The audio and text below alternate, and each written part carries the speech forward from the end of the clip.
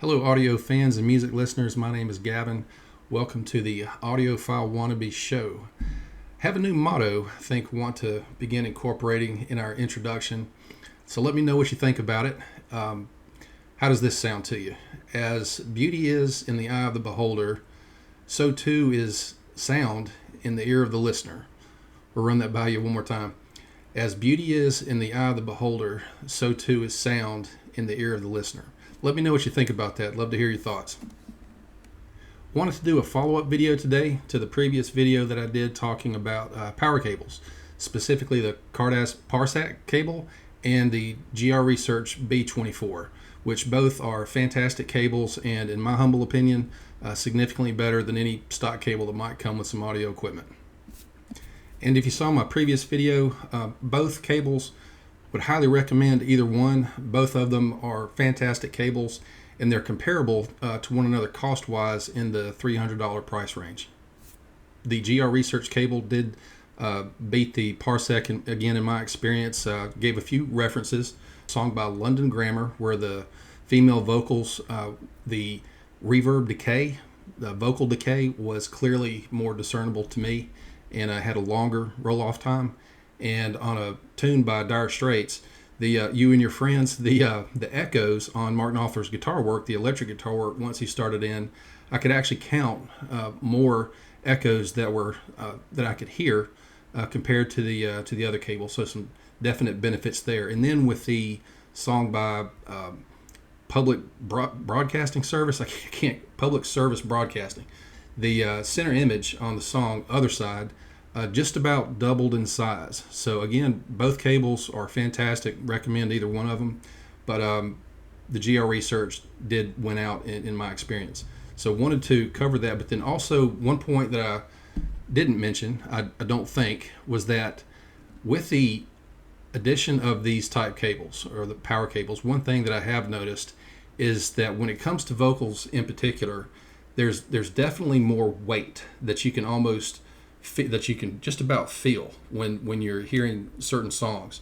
So whether it's especially when I listen to Norah Jones, oddly enough, there's more weight that you can almost feel her voice coming at you. So there's a little bit more punch with these power cables, both of them. But again, with the GR Research, it just happened to be that I did feel like on some songs I could feel a little bit more punch over the Cardas cable. Now, if you've been watching YouTube very long, watching audiophile type videos, it's clear to see that when it comes to cables of any kind, doesn't matter if it's speaker cables, interconnect cables, whatever, power cables, this subject is touchy for some people, and it's a little bit controversial to say the least. But I had no idea how passionate that some people can be until I had posted the previous video, as I got quite a number of, shall we say, just very flavorful and zesty responses.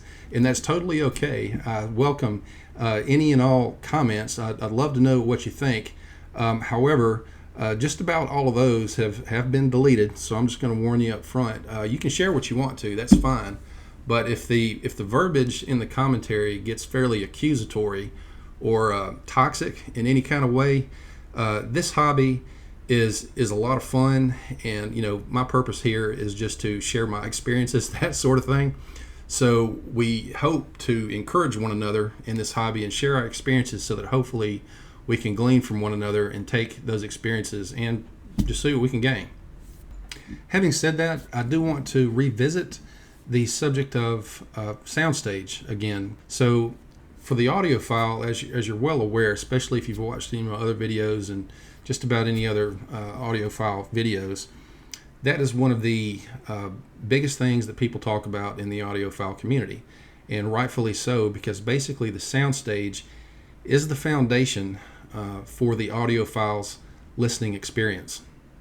The soundstage is what opens up your room, all of the space in your room, and makes it possible to hear things that you just wouldn't otherwise be able to hear in any two-channel listening scenario.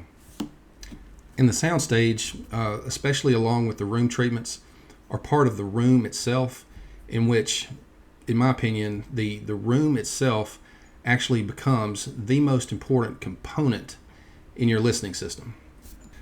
So whether you've got a dedicated listening space, you may have a dedicated listening room, but a lot of people don't. So just want to encourage you that even if you are using your living room or den, and let's say the wife and kids are out for the evening, or you've got an hour to do some critical listening, go back and watch some videos. I'm going to post a link again. I've done this several times, but more than happy to do it. A link by Ron Bernay, his LOTS video, loudspeaker optimization techniques for soundstage. It's the best video that I've seen on soundstage. So you can even take that and utilize it again, your den, living room. If you can figure out a way to set up and then quickly tear down a soundstage in a room that's wife approved or significant other approved, that would greatly enhance your listening experience. So if you haven't got a soundstage set up in your listening room yet, wherever you're listening, please go back, watch that video, and let me know what you think afterwards. I think you'll be really happy.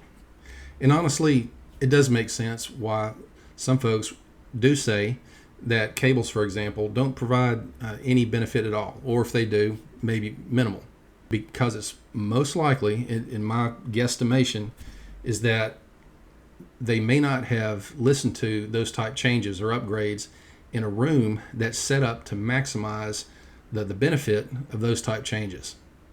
So this is one area I believe where your personal experience is going to be your best teacher in this hobby of being an audiophile. So I would just ask that if you're thinking about cables of any kind, doesn't matter what they are, I would ask you kindly to reserve judgment as to how you think they would or wouldn't work. And again, just let your own experience be your teacher in this regard, and go back, make sure that your soundstage is set up correctly in your listening room, in your dedicated room, or your build up and tear down real quick den or living room while the wife and kids are out.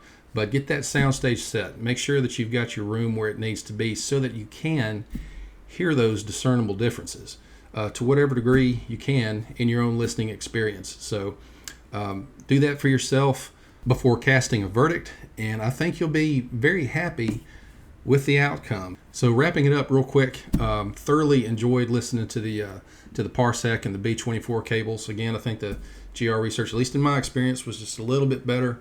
But again, if you are interested in cables, power cables, whatever cables, please go back, make sure that you've got a robust soundstage set up, and let your own experience be your guide in this regard. So if you've made it this far, thank you so much for watching the videos.